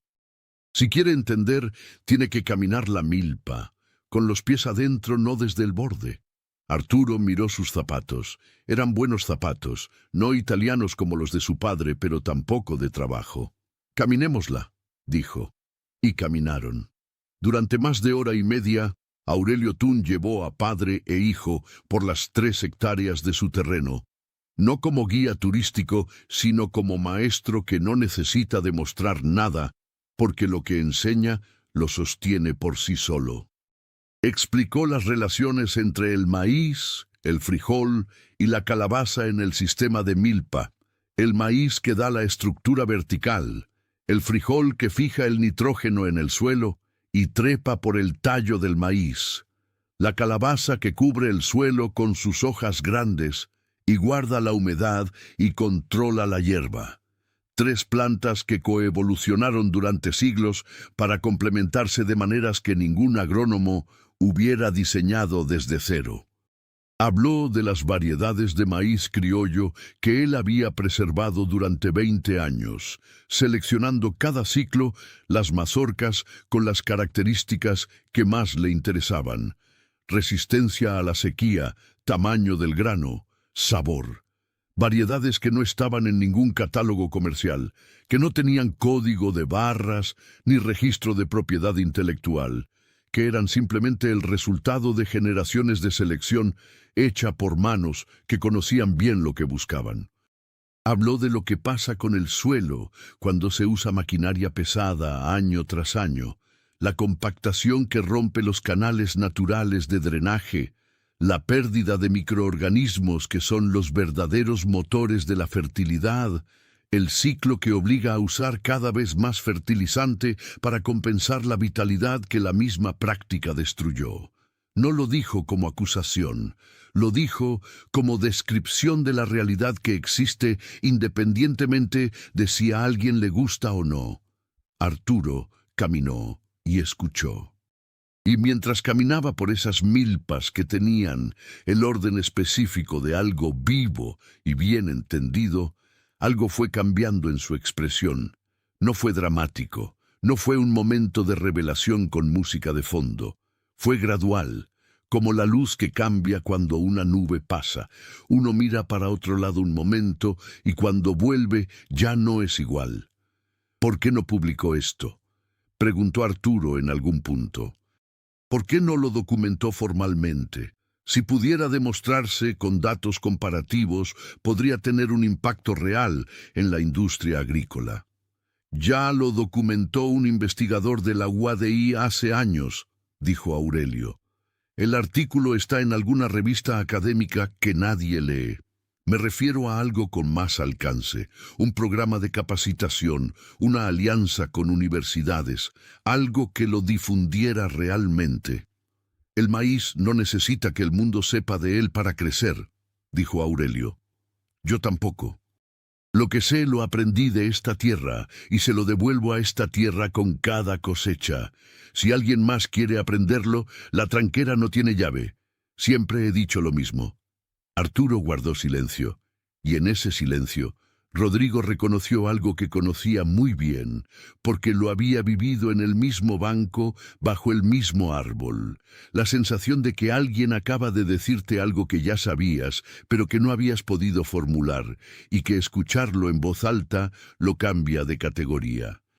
De regreso bajo el árbol de guayaba, con los zapatos de Arturo buenos para el campo, pero cubiertos ya de tierra roja, Rodrigo tomó la palabra. Aurelio, quiero hablarle de la fundación, con detalle esta vez. Adelante. Quiero hacerlo bien, no como gesto público ni como proyecto de imagen. Quiero que las personas que van a tomar las decisiones reales de la fundación entiendan de qué están hablando. Por eso traje a Arturo, para que él lo conozca antes de que le ponga su nombre a algo. Aurelio miró a Arturo. Arturo aguantó la mirada, que era una cosa que no siempre es fácil hacer cuando se tiene la sensación de estar siendo evaluado por alguien que no usa los criterios que uno conoce. ¿Usted entiende para qué es esta fundación?, le preguntó Aurelio directamente. Para apoyar a familias de trabajadores del campo en situaciones de salud y para preservar el conocimiento agrícola tradicional, dijo Arturo. Y para reconocer, añadió Rodrigo, con una firmeza que tenía el peso de algo que se ha decidido sin posibilidad de retroceso, que el negocio que construí tiene una deuda con las comunidades que le dieron la base. No de dinero, aunque también de dinero. De reconocimiento, de cambio en las prácticas, de actuar diferente de ahora en adelante. Aurelio escuchó, miró a los dos, miró las milpas. ¿Cómo se va a llamar?, preguntó. Eso quería preguntarle a usted, dijo Rodrigo. El silencio que siguió a esa pregunta fue el silencio más largo de todos los que habían tenido en esas semanas. Era el silencio de un hombre que ha cargado un nombre en el corazón durante 20 años y que está a punto de sacarlo a la luz donde otros puedan verlo. Consuelo, dijo Aurelio, solo eso. Y en ese momento, bajo el árbol de guayaba que Consuelo Bacabdetún había plantado 31 años atrás y que seguía dando fruta sin que nadie lo hubiera pedido, algo se cerró. No con el ruido de algo que termina dramáticamente, sino con el silencio de algo que encuentra por fin su lugar. Rodrigo Montfort asintió, y en ese asentimiento estaba contenido todo lo que dos hombres muy diferentes habían recorrido en pocas semanas para llegar hasta ahí. El campesino que eligió el silencio y la tierra y la fidelidad a sí mismo por encima de todo. Y el empresario que había construido un mundo enorme y que en la carretera se había quedado parado sin saber qué hacer con sus manos, hasta que llegó un hombre con una caja de herramientas oxidada y el conocimiento de que ayudar no es vender nada. Fundación Consuelo, dijo Rodrigo. Aurelio Tuncanché, que hacía años no lloraba en presencia de nadie porque hacía años había decidido que ese terreno era suyo y de nadie más, sintió algo moverse en el centro del pecho. No lloró. Pero sus ojos, esos ojos oscuros y profundos que siempre parecían estar pensando en dos cosas al mismo tiempo, se llenaron de algo que no era tristeza y no era alegría, y era exactamente los dos a la vez, mezclados sin línea divisoria, como el color del cielo cuando el atardecer todavía no decide si va a ser naranja o morado. Bien, dijo, y eso fue todo. Y fue suficiente. Los días que siguieron fueron días de trabajo diferente. No el trabajo de las firmas y los acuerdos que se hacen en oficinas, aunque esos también llegaron eventualmente, sino el trabajo previo, el de entender de verdad lo que se estaba haciendo y por qué. Rodrigo pasó 4 días más en Yucatán, repartidos entre el ejido y la hacienda. Habló con Efraín, con don Silverio, con otras familias del ejido que tenían historias similares a la de Aurelio y que las contaron con la franqueza de quien no tiene nada que perder porque ya perdió suficiente. Habló con el ingeniero Trejo, que resultó tener ideas muy concretas sobre cómo podría combinarse el conocimiento tradicional con los recursos de una empresa grande. Habló con 2 investigadores de la Universidad Autónoma de Yucatán que llevaban años estudiando la milpa maya y que cuando oyeron que el Grupo Montfort podría estar interesado en apoyar su trabajo, se quedaron un momento en silencio, sin saber si creerlo. Arturo, que había regresado a Mérida después de la visita al terreno de Aurelio, pero que había vuelto al ejido 2 días después por iniciativa propia, sin que su padre se lo pidiera, se fue quedando más tiempo del que había planeado. Pasó una tarde entera con el ingeniero Trejo en la parcela experimental de la hacienda, haciendo preguntas que ya no tenían el tono de quien evalúa la rentabilidad, sino de quien quiere entender. Pasó otra tarde con don Silverio, que le contó la historia de la región, con la misma generosidad con que se la había contado a su padre, porque don Silverio había aprendido que la historia debe contarse a quien quiera escucharla. Una tarde, Arturo fue solo al terreno de Aurelio. Tocó la tranquera. Aurelio lo dejó pasar. Se sentaron bajo el árbol de guayaba. «Tengo una pregunta», dijo Arturo. «Pregunte, ¿qué habría pasado si mi padre no se le hubiera quedado varado el coche en la carretera?» Aurelio lo pensó. Lo mismo que siempre pasa cuando las personas que pueden hacer algo no se dan cuenta de que necesitan hacerlo. Nada. ¿Y eso no le molesta? ¿Que haga falta un accidente para que alguien se dé cuenta? Me molestaba hace 20 años. Ahora simplemente lo acepto como parte de cómo funciona la gente. Los accidentes no son malos si nos dejan algo. La pregunta no es si hace falta un accidente para despertar. La pregunta es si uno se despierta o no. Arturo guardó ese pensamiento en el mismo lugar donde se guardan las cosas que van a seguir trabajando solas, sin que uno las llame. La Fundación Consuelo fue constituida legalmente 4 meses después de esa tarde bajo el árbol de guayaba. El proceso no fue lineal ni fácil. Los abogados del grupo querían estructurarla de manera que los beneficios fiscales fueran máximos y la transparencia mínima, lo cual era el modelo estándar de las fundaciones corporativas en México y era perfectamente legal y era exactamente contrario a lo que Rodrigo quería. La discusión interna duró semanas. Rodrigo ganó, no sin costo. Arturo fue su aliado más inesperado en esa discusión. Defendió la estructura de transparencia total con argumentos que sus colegas directivos no esperaban de él, y cuando le preguntaron por qué, dijo algo que los desconcertó porque no encajaba con el lenguaje habitual de las reuniones de junta. Porque si no lo hacemos bien, no tiene sentido hacerlo. Nadie supo exactamente de dónde venía esa frase, pero tenía el tono de algo aprendido de alguien que no hacía negocios. Aurelio Tuncanché no firmó ningún papel. No tenía un cargo en la fundación. Lo que sí hizo fue reunirse con Rodrigo y Arturo 4 veces durante esos meses de constitución, siempre en su terreno, siempre bajo el árbol de guayaba, para hablar de cosas concretas que ningún consultor podría haber dicho mejor. ¿Qué enfermedades y qué situaciones de salud afectaban más a las familias jornaleras en la región? ¿Cómo hablar con las comunidades sin que se sintieran objeto de un proyecto, sino sujetos de sus propias decisiones? ¿Cómo no repetir el error de las instituciones que llegaban a ayudar y terminaban decidiendo desde afuera lo que necesitaba quien estaba adentro? Lo que Aurelio decía, Rodrigo lo anotaba. Lo que Rodrigo anotaba, Arturo lo convertía en criterios de operación. Los criterios de operación los discutían con el equipo de la fundación. El equipo de la fundación los convertía en programas, no perfectos.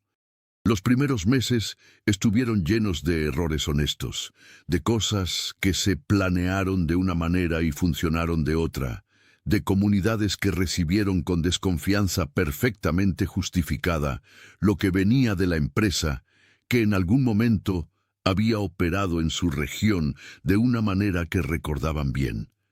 La confianza no se compra, se construye, y se construye despacio, con consistencia y con humildad. Pero eran errores hechos con la intención correcta, y eso, con el tiempo, hace diferencia. Aurelio Tuncanché murió un jueves de octubre, 9 años después del día en que había reparado el coche de Rodrigo Monfort con alambre y herramientas viejas en la carretera. Murió en su terreno, en su casa de tabicón blanco, con la tarde entrando suave por la ventana que daba al solar y con Efraín So dormido en la silla de afuera, que se había quedado ahí porque hacía semanas que llegaba cada tarde y se sentaba a estar cerca sin necesitar hacer nada más. Efraín se despertó con el silencio diferente de los cuartos donde alguien acaba de irse. Ese silencio que los vivos reconocemos sin que nadie nos lo enseñe. Aurelio tenía 73 años. Había sido un hombre que eligió vivir con lo suficiente y que encontró en esa elección algo que la mayoría busca en las cosas grandes, la certeza completa de quién era. Las milpas que dejó atrás estaban en su mejor momento. En los últimos 4 años habían venido al terreno con regularidad y con su permiso estudiantes de agronomía y de etnobotánica y de historia de las universidades de Mérida y de Ciudad de México. Venían a aprender la técnica, a documentar las variedades de maíz criollo, a registrar lo que él sabía de una manera que pudiera sobrevivir a él. Aurelio los recibía con la misma regla que tenía para todos. La tranquera no tiene llave. Vengan con las manos vacías y con disposición de trabajar. Muchos de ellos siguieron viniendo después de que él murió. Rodrigo Monfort llegó al ejido de San Marcos Pucté al día siguiente de la muerte de Aurelio. No llegó como empresario ni como fundador de nada. Llegó en la misma pickup Hilux blanca en que siempre iba, con ropa sencilla, sin marcos, sin agenda. Llegó con las manos vacías, como le había enseñado Efraín la primera vez. Se detuvo en la tranquera, la cruzó, caminó hasta el árbol de guayaba de Consuelo. Se quedó parado ahí un momento mirando las milpas, el techo de lámina, el banco de madera chueco que Aurelio había reforzado 3 veces antes de dejarlo rendirse. Efraín llegó después, como llegaba siempre, con la bolsa de mangos de su huerta. Era octubre y no era temporada de mangos, pero los había guardado de la última temporada porque sabía que iban a hacer falta. Puso los mangos bajo el árbol de guayaba. Los 2 viejos se sentaron en el banco. El sol de octubre tenía la temperatura exacta de la buena compañía. Coba había muerto 2 años antes, pero Aurelio siempre dijo que seguía rondando el terreno, porque la comida ahí había sido buena y los perros lo recuerdan. Era el hombre más libre que conocí, dijo Rodrigo después de un silencio largo. Era el hombre más completo, dijo Efraín, los dos lados de la misma cosa. La Fundación Consuelo, en los años que siguieron, creció de maneras que nadie había planeado exactamente, pero que nadie tampoco podría decir que lo sorprendían si entendía de dónde venía. En su primer año completo de operación, había atendido situaciones de salud de 93 familias en situación de vulnerabilidad en 4 municipios de Yucatán, con énfasis particular en enfermedades crónicas que tienen tratamiento pero que sin recursos económicos se vuelven sentencias. Entre esas 93 familias había 7 casos de insuficiencia renal que con el apoyo de la Fundación recibieron tratamiento de diálisis que de otra manera no habrían podido costear. Rodrigo supo de esos 7 casos por informe. Los leyó en su oficina en Mérida solo, sin decirle a nadie que los estaba leyendo. Nadie lo vio llorar. Pero pasó. En el 5.º año, la Fundación operaba en 6 estados de México y había financiado la preservación de 42 variedades de maíz criollo en coordinación con investigadores de la UNAM y la UADY, en un proyecto que había ganado reconocimiento internacional por la metodología que usaba, la de poner al centro el conocimiento de quienes trabajan la tierra y construir la ciencia alrededor de ese conocimiento, y no al revés. El ingeniero Gustavo Trejo, que para entonces ya era el director del programa agrícola de la Fundación, decía en entrevistas que el método que usaban venía de un viejo campesino del ejido de San Marcos Pucté, que le había enseñado a caminar la milpa antes de hablar de ella. En el 10.º año, cuando Arturo Montfort tomó por fin las riendas formales del Grupo Montfort, que era lo que ambos habían esperado durante años, aunque los caminos para llegar ahí habían sido más complicados de lo que cualquiera había planeado. Una de sus primeras decisiones fue hacer permanente la aportación del 5% de las utilidades anuales del grupo a la Fundación Consuelo. No como política de imagen, como política de empresa. Lo anunció en una reunión de directivos con la brevedad de las cosas que no requieren largo argumento. Al final, antes de pasar al siguiente punto del orden del día, dijo una frase que desconcertó a varios de los presentes porque no encajaba con el lenguaje de las reuniones corporativas. El maíz no necesita que el mundo sepa de él para crecer. Nadie en esa sala de juntas, con su ventana al skyline de Mérida y sus sillas de cuero y su pantalla de presentaciones, supo exactamente de dónde venía esa frase. Solo Arturo sabía que venía de un banco de madera bajo un árbol de guayaba, de un hombre de sombrero de palma y ojos profundos y café negro sin azúcar, de una tarde en que alguien le había enseñado que las cosas más importantes no se miden en rendimiento por hectárea. En el ejido de San Marcos Pucté, el terreno de Aurelio Tuncanché sigue siendo terreno ejidal. Las milpas siguen produciéndose porque los estudiantes que aprendieron con él siguen viniendo, y porque el ejido tomó la decisión de que ese terreno no se dividiera ni se rentara, sino que se mantuviera como lo que Aurelio siempre lo había tenido. Tierra que trabaja quien la conoce, a cambio de cuidarla como se merece. El árbol de guayaba que Consuelo plantó 37 años atrás sigue dando fruta en octubre. La casa de tabicón blanco con el techo de lámina sigue siendo blanca porque alguien del ejido la pinta cada año antes de que las lluvias lleguen, sin que nadie lo haya pedido formalmente y sin que nadie se lo haya agradecido formalmente, porque esas son las cosas que se hacen porque son correctas y no porque alguien lo pida. Hay una placa pequeña en la pared exterior que alguien puso sin que nadie se lo encargara, de esas cosas que pasan en los pueblos cuando algo necesita nombrarse y alguien lo hace. Aquí vivió Aurelio Tuncanché. Sabía escuchar la tierra y a las personas. Enseñó que ayudar no es vender nada. Efraín Zo, que tiene ya 81 años y que camina con bastón, pero que sigue llegando al mercado de Motul los jueves para comprar las cosas que Leticia no planta en su huerta, pasa por el terreno cada 15 días. Siempre lleva algo de su huerta. Lo deja bajo el árbol de guayaba.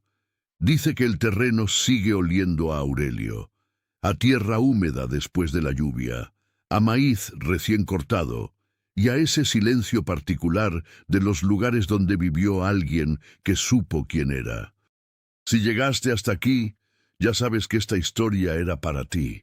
Dale like, compártela con alguien que creas que la necesita escuchar hoy. Suscríbete si todavía no lo has hecho. En el próximo video te cuento la historia de un humilde pescador y el secreto que cargó durante 20 años para proteger a alguien que nunca supo que lo estaba cuidando. Nos vemos ahí.